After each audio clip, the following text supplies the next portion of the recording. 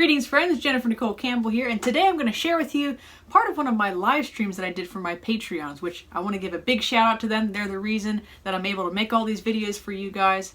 And this is actually from a lecture, their presentation that I called In Depth with Debussy. And we're going to be exploring one of the lesser known works of Claude Debussy, that is his Valse Romantique.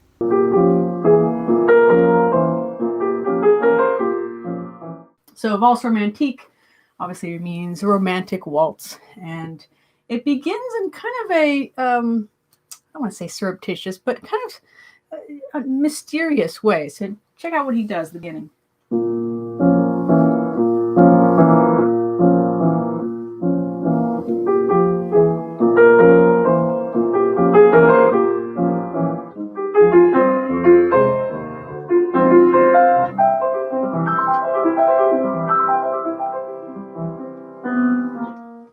So typically we think of a waltz going, and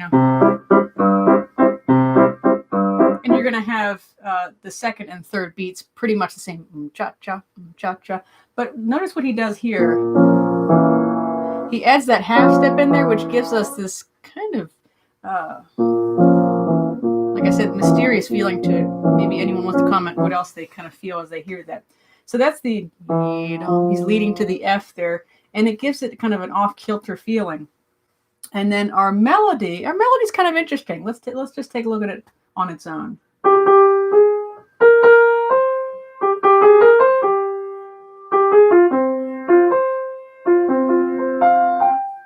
It's interesting because at the end of the melody, it rises up rather than feeling settled down. And that's a little unusual. Usually we think melody is going to go up and come back down to its place of rest and come back to the tonic. No, actually he doesn't do that. So we're in B flat minor for all those theory fans out there. He's playing with the fourth, right? And then he encapsulates that all in one. And then falling and then opening up, and then opening up further to these beautiful arpeggios. We have these seconds here. Those are going to be really pivotal compositional features of the piece, and we'll be exploring as we go through. But I love how he just openly embraces this.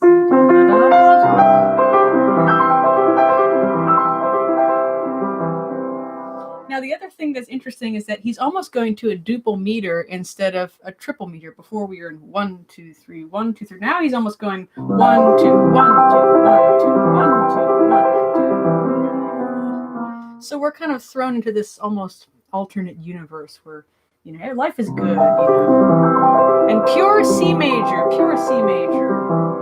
But then, we have the sneaky little half steps in there. So we return back to our melodic material.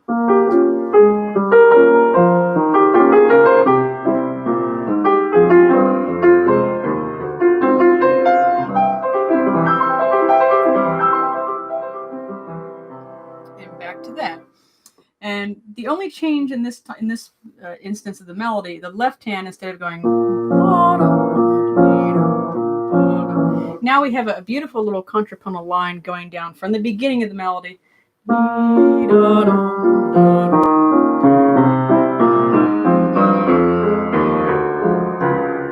Now that is a long scale, so he's really kind of pulling us along with the bass line, in contrast to the melody, which gives us a nice counterpoint. Don't forget, if you like what you're seeing and hearing, please be sure to click the little notification bell, like, share, subscribe, and comment below what you like about this or don't like about it. I like suggestions.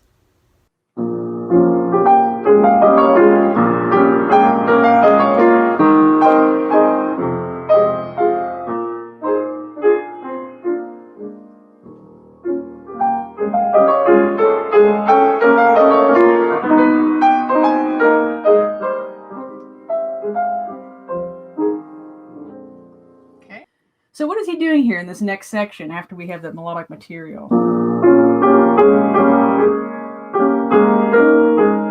He's building up expectation, and the right hand is coming down instead of going up. And I think he's playing with the idea with this interval of a fourth, like the beginning, right? That group of four. Technically, you could call that a tetrachord. that group before there. And I think he's kind of playing with that. Da-da-da, da-da. So with the left hand's coming up, the right hand's coming down, and then they kind of meet in the middle.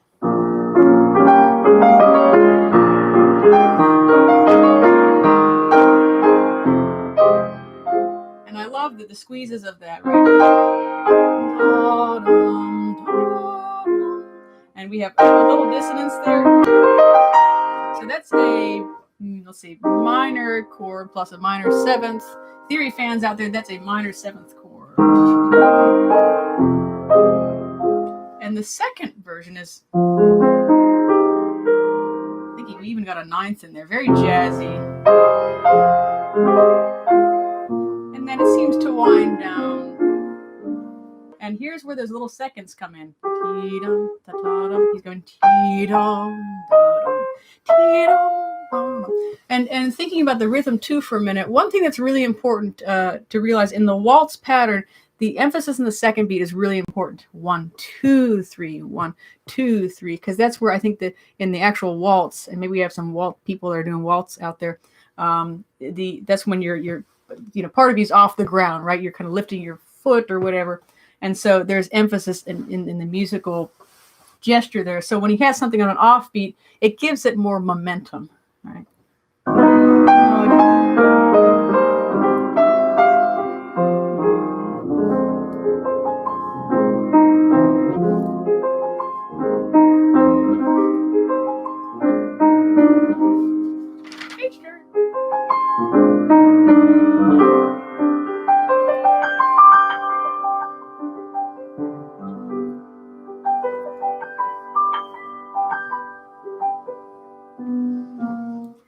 I love this little, almost, I think this is, you could call this transitional material, but he's exploring some interesting harmonies.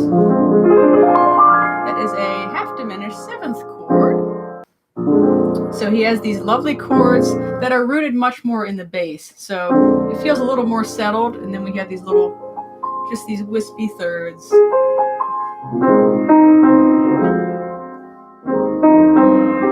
So now he's putting a little more emphasis on the downbeat. So it's just starting to feel a little bit more settled, I would say, with this, and in having these little echoes. And then very different kind of chord here. We have 2 fifths, and then he's using fourths and fifths up the keyboard. So it's a kind of a very bare harmony in a sense. And you could call that, the fancy term for that is quartal and quintal harmony. So the next time someone says, hey, why do you like Debussy so much? You could say, well, I really enjoy the quartal and quintal harmony. I find it especially exquisite. And they'll kind of be like, okay. But that's the term for it. So he's using a lot of fifths and fourths. And then he's resting on G major. Very settled. Looking up. Here's our half step coming back in.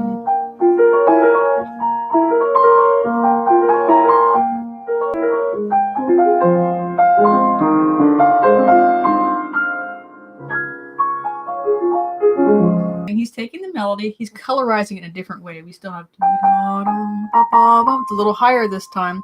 It's very dreamlike, yeah. And how does he achieve that dreamlike quality?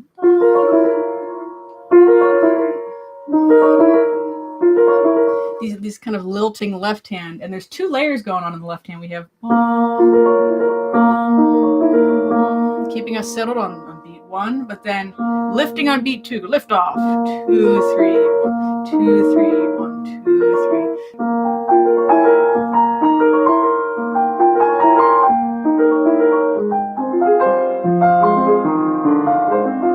And I love this part. Listen to the harmony here.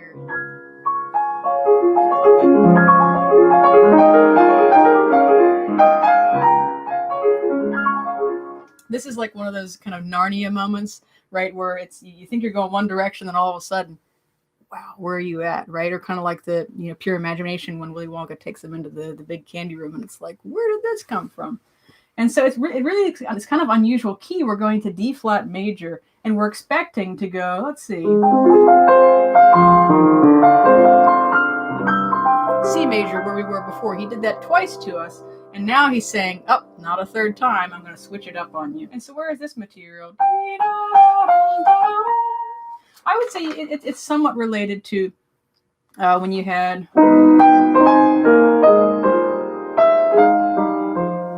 Okay, so I think he's playing with that idea.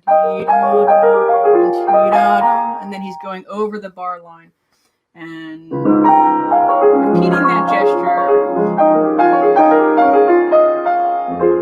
We're back in F minor, but not for long. Don't worry.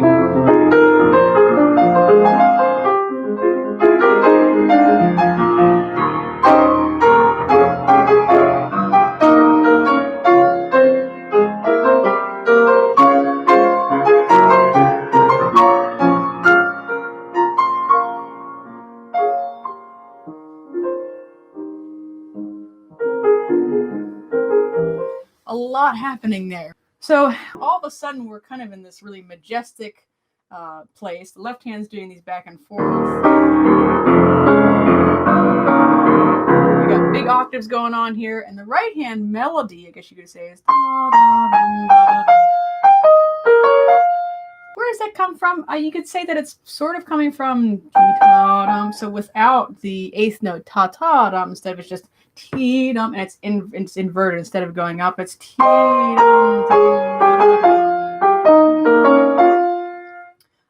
But I think that the effect of it, though, is all of a sudden it's this majestic, noble, it just interjects into the material. And then he kind of eases off. Maybe not, doesn't come on quite as strong. And then we're back to Dreamland.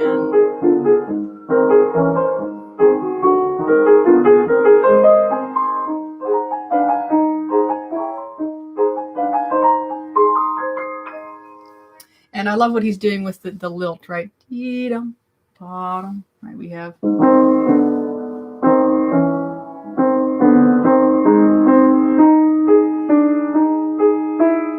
So he's playing with that the seconds and the half steps with that lovely lilt going back and forth.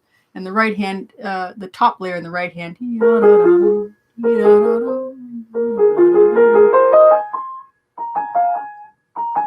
again on an offbeat yum, and it has a very kind of casual attitude towards it, you would say. Well, we recognize that. But the left hand's doing this strange thing with the meter again. The left hand feels like it's in two. Instead of... Otherwise we'd have... But he adds this new kind of metrical variety to it. And it's kind of awkward. I remember when I first learned this piece, I was like, is that a typo? It doesn't sound right. But he really is almost trying to throw the listener off. And of course, it's in a different octave now. It's higher up.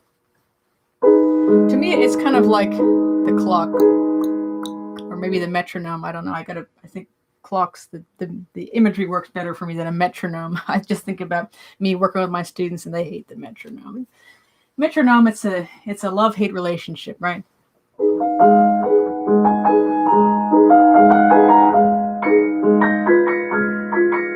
And then he has these little commentaries. And let's see where he gets that from. I think he's using the same rhythm. Not exactly the same intervals, but he's connecting it, at least in terms of the rhythm there.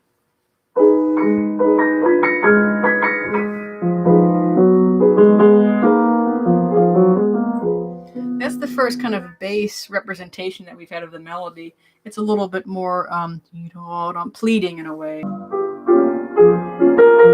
And so that's creating, these are the basses and the cello, creating suspense, right? And then he's outlining a half diminished seventh chord, which is a minor seventh plus a diminished triad there.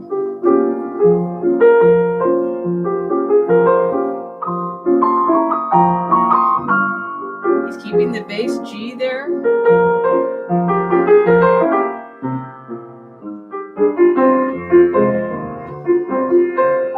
Okay, and then that's one of the few times that he's actually exactly repeating something we had before. earlier on in the melody. And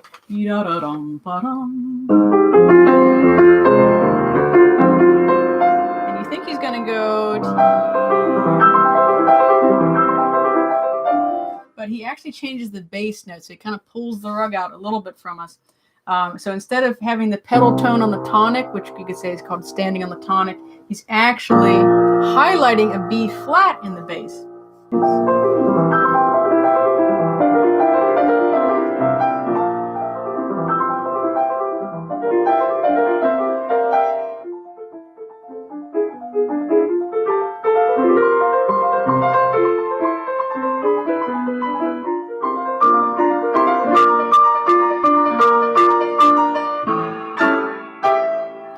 Bring that back. So we have the theme. And let's see where that comes from. That that seemingly inconsequential thing that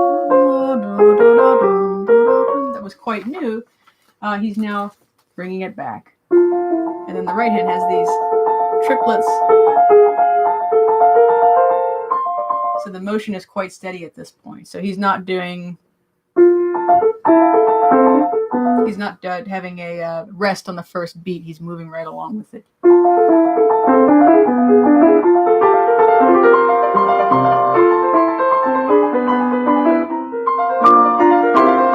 this is where he's starting to ramp up the texture here, right? We got B flat. Okay, so got a little contrary motion there, a little three blind mice.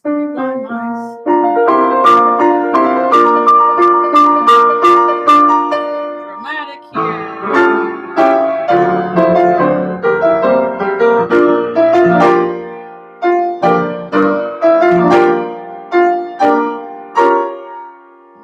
Really interesting. So all of a sudden, really dramatic. Here we are at the end.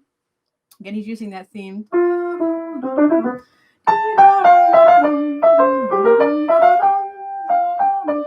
And he's using those dramatic octaves in the left hand and alternating with the chords. And even that, he makes that a jump instead of just... And I love what he does with this. He with the rhythm. He holds us up there in that place of joy, right? And then one more time, and then...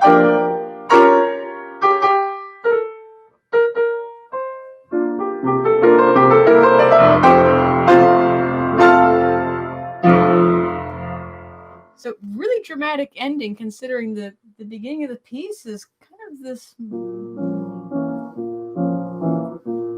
a foreboding, mysterious waltz. And here we are, the last statement of the theme at the end, right? We have this dramatic half diminished chord, and then the melody all by itself. Kind of it's asserting itself. Yes, I'm still here. I'm hanging out here, right? And then that turns into things all coming together. So he's expediting that and kind of winding it up, and left hand is doing.